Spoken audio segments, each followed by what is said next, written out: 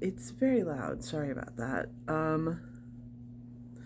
There's issue number one. Issue number two is, okay, get to the point of the video. I had my endoscopy 2 days ago. Usually I'm trying to make these as they happen. However, I was also waiting to see if I could get the results first. I get some of the results, not all of the results.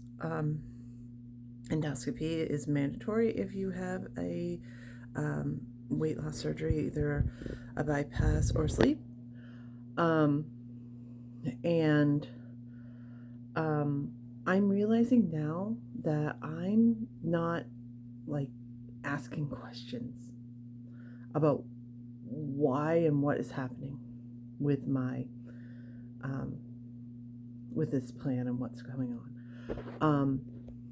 Because I had no idea. I was like, okay, so what the endoscopy is they put you under and they put a camera down your mouth, down your esophagus, through your stomach, and into your small intestine. And it's really, really, really fast because I was in recovery, waiting for the anesthesia to wear off. And in that time, they took the person that was like my roommate out, had it done, and brought her back. And I was still like completely under the effect of the anesthesia, which wears off really quickly.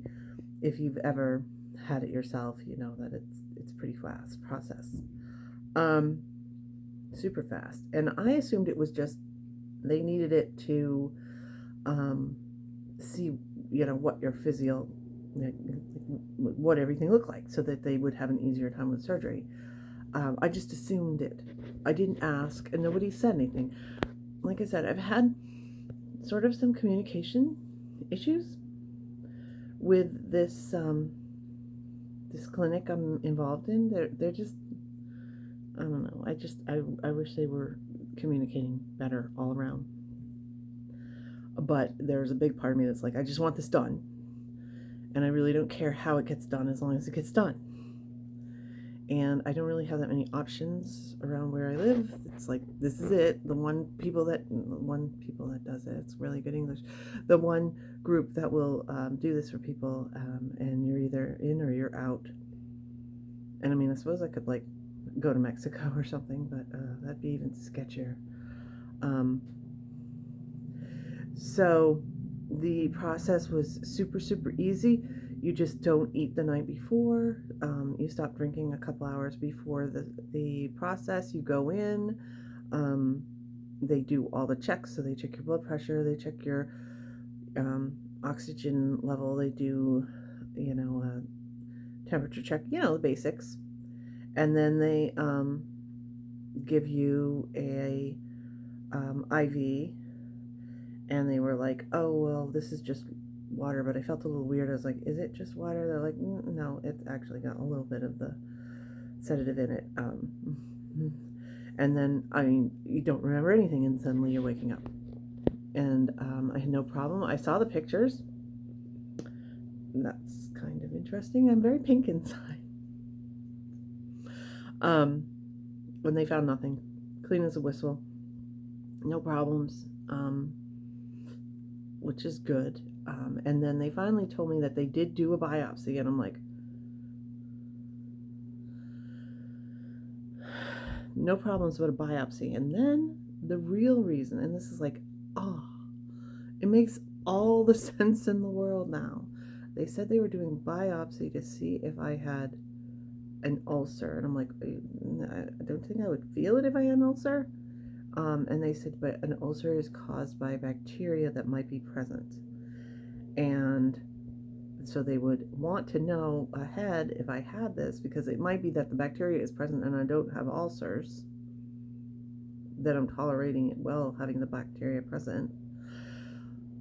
But if I had a gastric bypass, which is what I'm trying to get, or a sleeve, either way, there would just be such a small area and it would be like disrupted and everything else. It could cause an ulcer. And if you have an ulcer in a tiny stomach, it's bad enough with a regular, normal, stretched out stomach, but having a teeny tiny size of a 4-year-old stomach, yeah, that'd be really, really bad. So I was like, okay, well, that is the point. Gotcha. Um, so I have the initial results back, which said right on it, cleared for surgery. And that's what I'm just doing. I'm just checking things off. I don't actually have a checklist of what I'm supposed to do. Um, I the one thing that I can do now that I haven't started because I'm sort of like I'm basically waiting for further instruction is I'm supposed to have some sort of fitness regime that they can document. So my job is pretty physical and I'm moving around a lot.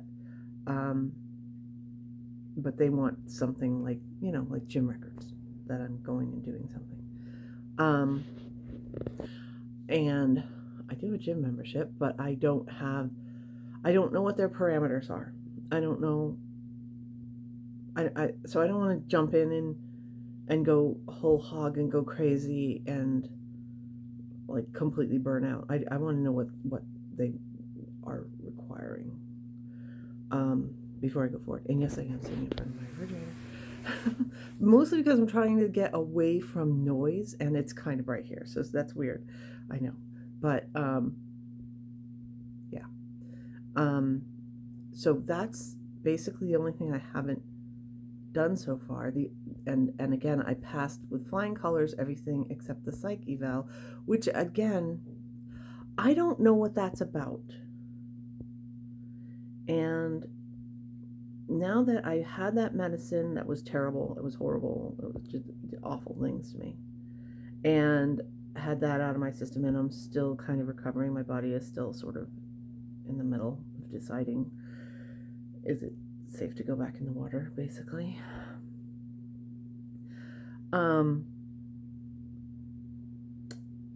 Yeah, so I had that terrible medicine and I didn't really have answers for it and I didn't have any communication about that. I had this endoscopy without actually knowing why.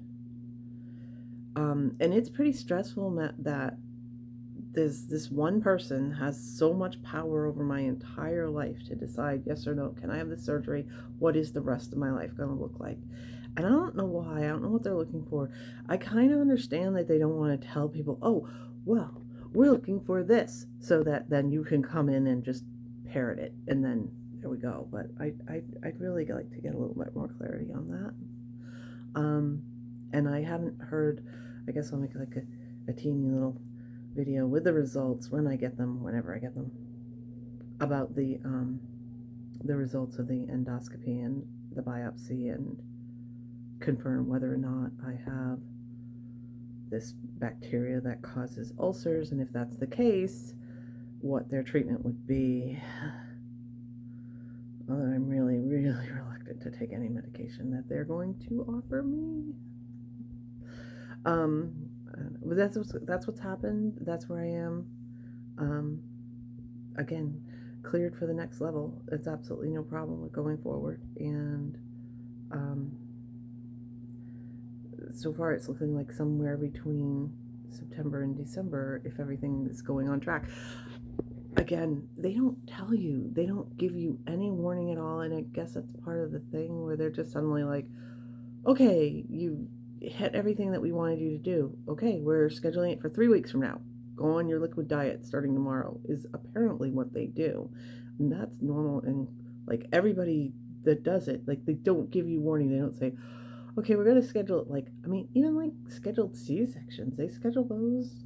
I mean, obviously, like we're going to schedule you this 6 months out, when it's going to happen.